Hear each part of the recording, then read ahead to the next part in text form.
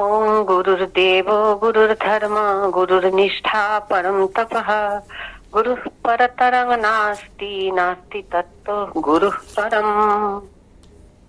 গুরুদেব জ্যোতির্ময় ওঙ্কার, গুরুই ধর্ম, গুরু ভক্তি শ্রেষ্ঠ তপস্যা। গুরু হইতে শ্রেষ্ঠতর কিছুই নাই, গুরু অপেক্ষা পরম তত্ত্ব নাই।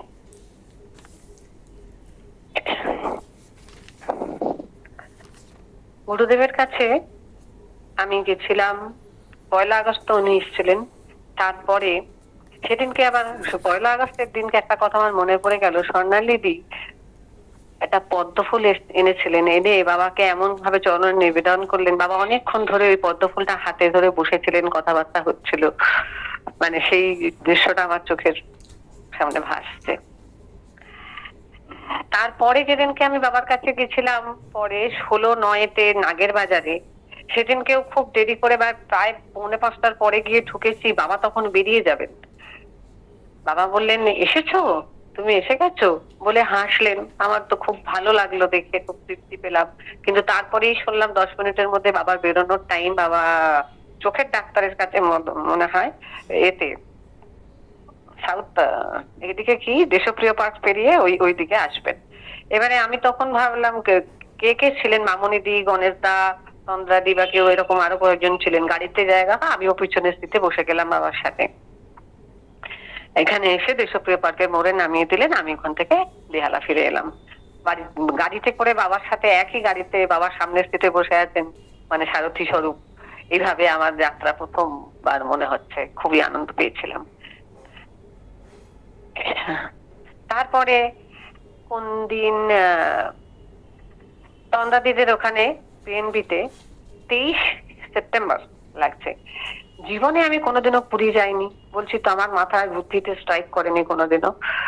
তো বাবা বললেন পুরী, পুরী শব্দ, মানে পুরী তো শুনছি প্রতি বছরই দান হয়, কিন্তু আমার পক্ষে সম্ভব হয়নি।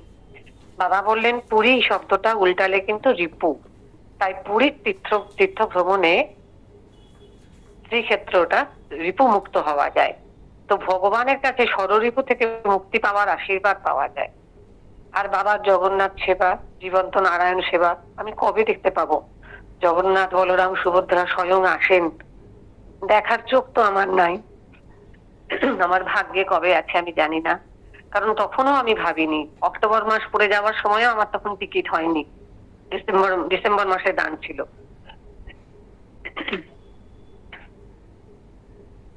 আবার বাবা বলছেন ভাবতে, কি ভাবতে, কেন তিনি কোনো জাগতিক সুখের পিছনে ছোটেন না।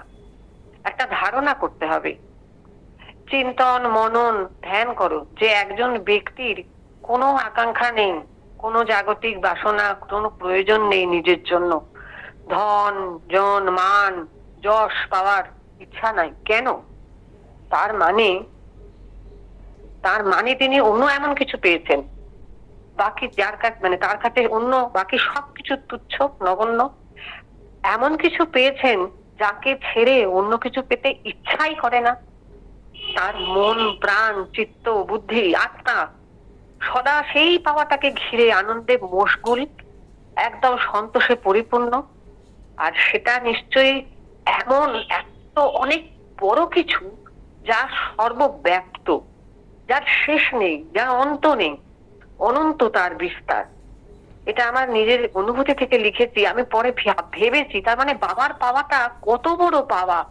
তার বিশাল, তার বিশ্ব চরাচর একাকার করা আনন্দ এত যে তিনি অন্য কিছু চান না। মন ভোলানো কিছু আমাদের এই একক অনন্য বস্তুটাকে খুঁজতে হবে। এই যে একম অদ্বিতীয় একটা কিছু আছে, যেটাকে ঘিরে বাবা সবসময় ডুবে আছেন, সেটা আমাদের না পাওয়া অবধি থামলে চলবে না। খোঁজার চেষ্টা করতে হবে। শেখার বা জানার তো শেষ নেই, এই চেষ্টা আমাদের মৃত্যু চালিয়ে যেতে হবে।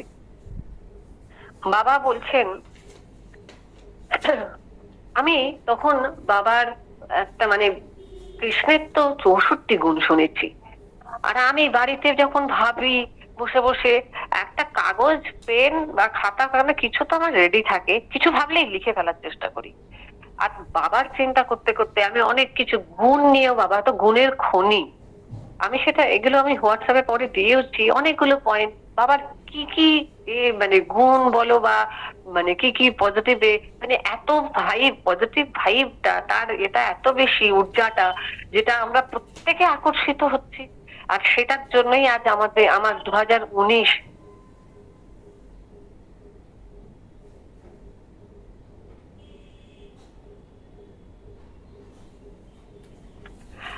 আমার এত বেশি আহ, ভাবতে ভাবতে আর কি তার মধ্যে থেকে মানে খুঁজে বার করার চেষ্টা করছি আকর গুলো। তো আমি তখন লিখতে আরম্ভ করেছি, অসীমদাকে একদিন দেখাতে গেলাম। তো পরে আমি হোয়াটসঅ্যাপে দিয়েওছি, সেটা যাই হোক। তো আমি সেটাকে বাবার সামনে একদিন বলে ফেললাম যে বাবা, আমি তোমার কথা লিখছি, তোমার কথা লিখছি, কিন্তু সেটা অন্য কিছুর জন্য না, আমি ভক্তদের মধ্যেই সেগুলো জানাবো আর কি। আমাদের গ্রুপ আছে আছে তখন তখন বাবা আমাকে নিজের থেকে বললেন, লিখবে? হ্যাঁ লেখো। হ্যাঁ, হেসে অনুমতি দিলেন। কিন্তু বাবা নিজে গুণাবলী নিজেই বলে দিলেন। উনি প্রথমত 1 নম্বর, লেপ্রোসিডের দ্বারা ভীষণ টান অনুভব করেন। এটা 20 সেপ্টেম্বর, হ্যাঁ, 2019-এর। উনি বলছেন যে কুষ্ঠরোগীদের সাহায্য করার জন্য প্রাণ থেকে উনি আকুল হয়ে থাকেন। আর গরিব দুঃখীরা ওনার প্রাণ, তাই সারা বছর অপেক্ষা করে থাকেন। কবে যাব আমি পুরী, বাঁকুড়া যাব কবে, নবদ্বীপ, হ্যাঁ, এইসব জায়গায় যাওয়ার জন্য। বেনারসে তো সারা বছর মানে প্রতি সপ্তাহে করেন। তো এই পুরী, বাঁকুড়া, নবদ্বীপের জন্য ওনার প্রাণ খুব আকুল হয়। আর 2 নম্বর কথা, ওটা যেটা আমি ভক্তদের মধ্যে থেকে, ওনার ধৈর্য বরাবরই খুব বেশি। কোনোদিন খিদের জ্বালায় নিজের মাকে পর্যন্ত বিরক্ত করেননি। সারা জীবনে কোনোদিনও মানে কোনো শোক করেননি, কোনো অভাবের তাড়নায় কাউকে নালিশ জানাননি। আজও আজও তার ক্ষুধা বা তৃষ্ণা, কোনো রকম সেবা পাওয়ার জন্য কোনো ব্যস্ততা নেই। এরপর আমি 16/10 গেলাম বাবার কাছে, পিএনবি। বিজয়ার পরে দর্শন হলো, আমি 4:30 পরে বাবার কাছে পৌঁছলাম বিকেল বেলায়। আবার অসীমদা বাবাকে নিয়ে তার জীবন, সেবা, সব খাদ্য আহার, আনন্দ বিতরণ করা, সৎ সংকল্প নিয়ে কিছু কথা বললেন। ও সেদিন বাবা ইউরোপ ট্যুর শেষ করে ফিরলেন।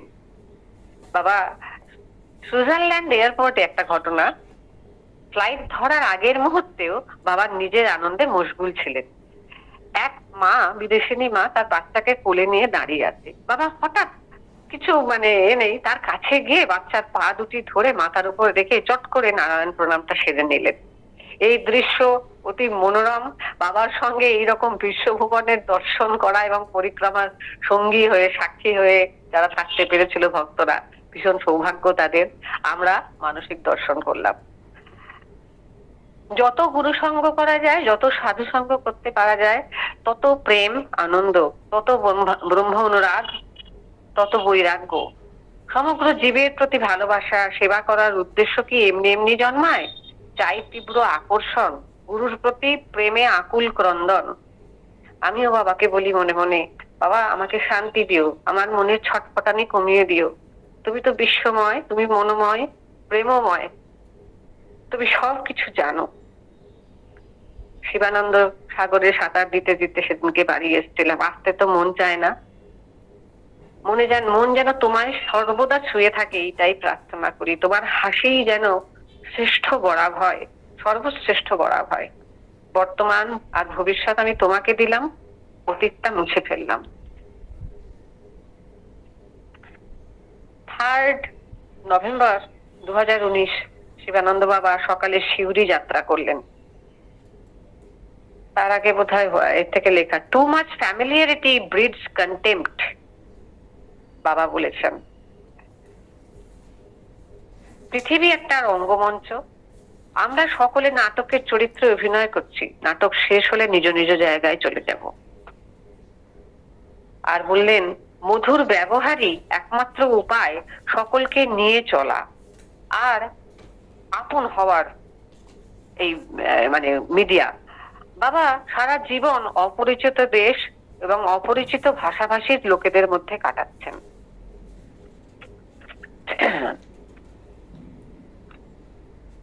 2 নভেম্বর ছট পুজো ছিল মনে হচ্ছে। বাবা সবসময় আমাদের সার্বিক উন্নতির জন্য সচেষ্ট। সেটা মানে বাবা সবসময় আমাদের ট্রেনিং দিচ্ছেন, দৈহিক, মানসিক, আধ্যাত্মিক সবকিছুর জন্য তিনি সর্বশ্রেষ্ঠ মার্গ প্রদর্শক, আমাদের পথ দেখাচ্ছেন। কি করে আমরা ঘুম থেকে উঠে চলবো, খাওয়ার আগে পরে কি করব, কিভাবে মন্ত্র মন্ত্র কি মন্ত্র পাঠ করতে পারি বা কিভাবে সমর্পণ করতে পারি নিজেকে, আর পথ চলতে, কাজ করতে, ঘুমোতে যাওয়ার সময় সর্বদা কিভাবে গুরুচরণের চিন্তাযুক্ত ইষ্ট চিন্তা করা যায় এবং মানে পরম পদের সাথে থাকা যায় আর কি, আনন্দে থাকা যায়। মানে সবসময় জীবনের জন্য তিনি শ্রেষ্ঠ friend, philosopher and guide. Shri Guru বাবার গুরুদেব ছিলেন শ্রীমৎ ওঙ্কারানন্দজি গোস্বামী। তো তিনি তো পরম প্রভু আমাদের কাছে, ভব পারাবার পার হওয়ার কান্ডারি যে যিনি, তিনি তাকে যে তৈরি করলো, আমাদের গুরুদেবকে যিনি তৈরি করেছেন, প্রস্তুত করেছেন আমাদের জন্য, সেই মাঝি দাঁত টেনে চলেছেন, যাকে হৃদয়ে হৃদয়ে ধারণ করছেন, সেই প্রাণ পুরুষ। তিনি তো শিবানন্দ বাবার প্রাণ পুরুষ গুরুদেব আর কি, সেই হিসেবে আমি লিখেছি। তাকে দর্শন করার আগ্রহ আমাদের হতেই পারে। মনে মনে ভাবি তার তো কোনো ছবি নেই, আমাদের কাছে তো কত মহাত্মার ছবি, এই যে রামকৃষ্ণ দেব, বিজয় কৃষ্ণ গোস্বামী, কত ছবি আজকাল পাওয়া যায়, কিন্তু ওঙ্কারানন্দ গোস্বামীর তার কোনো ছবি আমরা পাই না। তো মাঝে মাঝে মনে হয়, বাবা তোমার শ্রীমুখ থেকে যদি বর্ণনা শুনে কোনো দক্ষ আর্টিস্ট আঁকতে পারে তার ছবি, কিন্তু সেটা কি উৎকৃষ্ট হবে? হবে না। বাবার কাছেই বায়না করো যে তোমার প্রাণ প্রভুকে তুমি আমাদের দেখাও, আমাদের সামনে। কে বোঝাবে? গুরু কৃপা করলে তখন সবকিছু হবে। আর নবদ্বীপের সেই জায়গা তো, যেসব স্থান মাহাত্ম্য বাবা কাটিয়েছেন, শৈশব কাটিয়েছেন, সেটা তো কালস্রোতে নদী গর্ভে চলে গেছে, আমাদের আর দেখার উপায় নেই। আমরা খালি জানি ওই নিরয়ার ঘাট, পরে আমি গিয়ে দেখেছি, তখন নবদ্বীপেও যাইনি আমি। গুরু কৃপা করলে 1000 ওয়াটের বাল্ব জ্বলে ওঠে, সর্বতত্ত্ব প্রকাশিত হয়। শুধু চাই বিশ্বাস আর ধৈর্য, জব করতে হবে। তাই তো সেটা তো প্র্যাকটিক্যাল এবং পার্সোনাল এক্সপিরিয়েন্স, শব্দ দিয়ে তো বলা যাবে না। চাই গুরু চরণে নির্ভর করে, সমর্পণ করে থাকা। সেদিনকে বিএনবিতেই চম্পা সরকার দিদি গুরু ভক্তি বিশ্বাস নিয়ে তার নিজের কথা কিছু বললেন। গুরুর কে চিনতে গেলে অনেক সময় ভক্তেরই শরণাপন্ন হতে হয়। তার মুখে কথা শুনে আমার খুব ভালো লেগেছিল, উনি কতখানি বিশ্বাস, কতখানি এ নিয়ে। তারপর গড়াইদাও বলছিলেন, অ্যাপোলো ক্লিনিক কলকাতায় জুলাই 2016-তে বাবার সম্পূর্ণ পরীক্ষা করা হয়, তারপর 2018-তে ডিসেম্বরে চেন্নাইতে করা হয়। তো আবার অসীমদাও ধৈর্য ধরে 3-4 বছর ধরে বাবার জীবন, বাল্যদশার মহাপুরুষের বৈশিষ্ট্য, তার লীলা যা কিছু অসীমদা অক্লান্ত ভাবে বলেন এবং লিপিবদ্ধ করে রেখেছেন, তার থেকেও আমরা অনেক কিছু জানতে পারি। বাবার নিজের মুখে তো খুবই কম বলেছেন না। তো আর কি, শুধুমাত্র বয়সে তো তার কানের ক্ষমতা বা গলার স্বরটা কমে গেছে। একজন চিফ ডাক্তার, যিনি, যার সাথে বাবার নাকি শ্লোকে উত্তর শ্লোকে দিয়েছিলেন সেদিনকে মানে হাসপাতালে। বাবা যে সময় গুরুর আদেশে দেশে ফিরে আসেন, তখন তিনি একদম বলিষ্ঠ পরিণত যুবক, সুস্বাস্থ্যের অধিকারী ছিলেন। তারপরেই গুরুদেব যখন চলে গেলেন ইহলোক ত্যাগ করে, গুরুর অদর্শনে অর্ধ চেতনা হারিয়ে ফেললেন তিনি। তো অবশ মনে, খাওয়ার ঠিক নেই, আসন বসন ব্যাসন সব অগোছালো। তখন তার শরীর দুর্বল হয়ে পড়ে এবং ধৈর্য কিছু কম, দৈর্ঘ্য এবং প্রস্থে কিছুটা হ্রাস পায়। আর বয়সের সাথে সাথে ধীরে ধীরে সবারই দৈর্ঘ্য সংকুচিত হয়। তো বাবারটাও সেদিনকে অসীমদা বলছিলেন। তো ভক্তই তো ভগবানের সঙ্গে পরিচয় করিয়ে দেয়। চম্পাদির অনুমতি না নিয়েই কতগুলো কথা আমি লিখে রেখেছিলাম। তো উনি বলছেন যে গুরু ধ্যান করার খুব দরকার। বাবা তো স্বয়ং উপস্থিত, আমরা পিছনে সোফায় বসে কথা বলছি, তার 5-5.5 হাতের ব্যবধানে গুরুদেব বসে আছেন। 2-3 জন নতুন দর্শনার্থী ভক্ত বাবা বইয়ে লিখে দিচ্ছেন তাদের। চম্পাদি বলছেন, এই যে দেখছো বাবাকে, দেখে নাও, দেখে নিন না, মন ভরে দেখে নিন, শুধু চোখ দিয়ে নয়, কপালের মাঝখান দিয়ে দেখুন, ওনার হাতের লেখা দেখুন, শব্দগুলোকে এক দৃষ্টে তাকিয়ে ধ্যান করুন, লেখাগুলো বুঝতে পারবেন, বাবার কৃপা পাবেন। উনি আমাকে বললেন, উনি নাকি বাবাকে এই সামান্য 2-3 বছর ধরেই দেখছেন, কিন্তু কি গভীর তার প্রত্যয় দর্শন, আত্মসমর্পণ, সত্যি খুব ভালো লাগলো। ভক্তের চরণে আমার প্রণাম জানালাম। বাবা তো নিশ্চয়ই সবই শুনছেন, নিশ্চয়ই তার ভক্তিতে তিনি সন্তুষ্ট। আমারও অন্তর অন্তর তখন দ্রবীভূত হলো।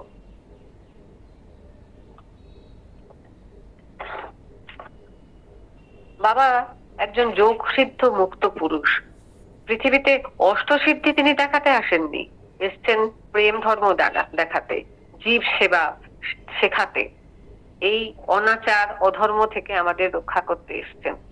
প্রথমত উনি তো প্রচার চাননি, নীরবে সেবা করে গেছেন। ধীরে ধীরে কোনো ভক্তের ভক্তির কাছে, বিশ্বাসের কাছে নিজের আত্মসমর্পণ, আত্মপ্রকাশ করেছেন ভালোবেসে। তাহলে ভক্ত তাকে নিজেই চিনতে পেরেছে। আর যদি আমরা দুর্বল হই, বাবাকে ভালোবেসে জড়িয়ে না পড়ি, তাহলে আমরা বাবাকে কি করে চিনবো?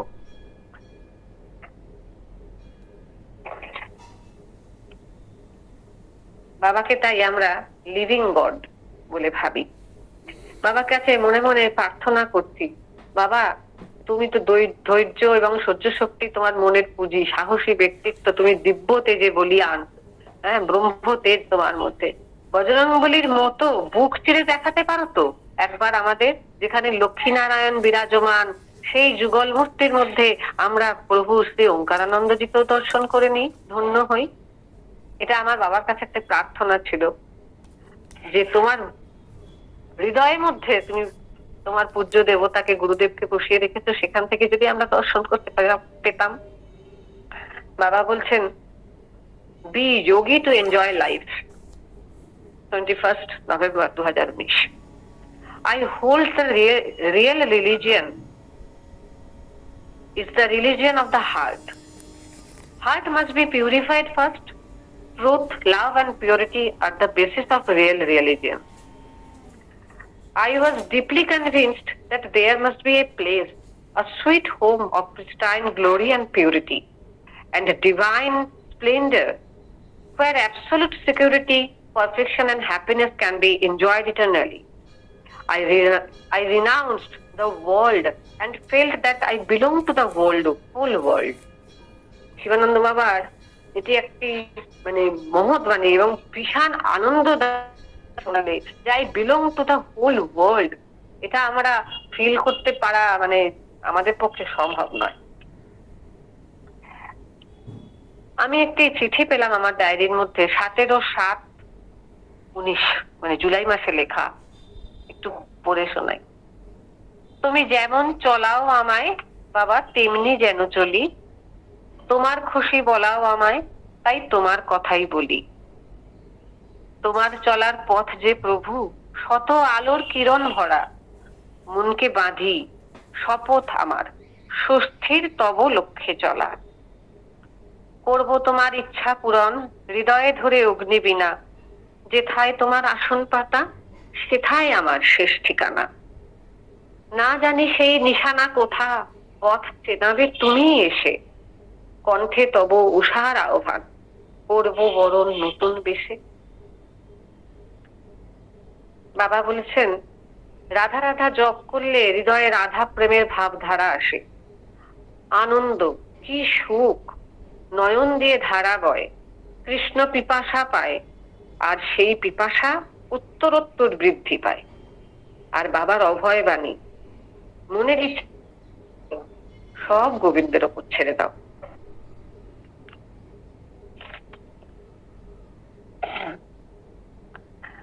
দশ 11-19 বাবা সিউড়িতে ছিলেন, সৌমেন পারুই, ইন্দ্রাণী পারুইর বাড়িতে। না, বাড়িতে না, বোধহয় মনোজ তার বাড়িতে হবে। কিন্তু ওরা হরিতকি গাছ দেখাতে নিয়ে গেছিল, আমরা গ্রুপে পেয়েছিলাম। হরিতকি গাছ দেখতে গেছিলেন বাবা। অনেকক্ষণ ধরে সেদিন বাবা সেই গাছটিকে প্রণাম করেন। বাংলাদেশের শেষ প্রান্তে ঝাড়খণ্ড লাগোয়া বুরখুন্ডা গ্রাম, সেখানে বাবা গেছিলেন। হরিতকি হলেন সব দেব দেবীর জননী। বাবা বললেন, হরিতকি ছাড়া কোনো পুজো হয় না। গুরুদেবের বহুদিনের সাধ পূর্ণ হলো সেদিন হরিতকি গাছ দর্শন করে এবং প্রণাম করে।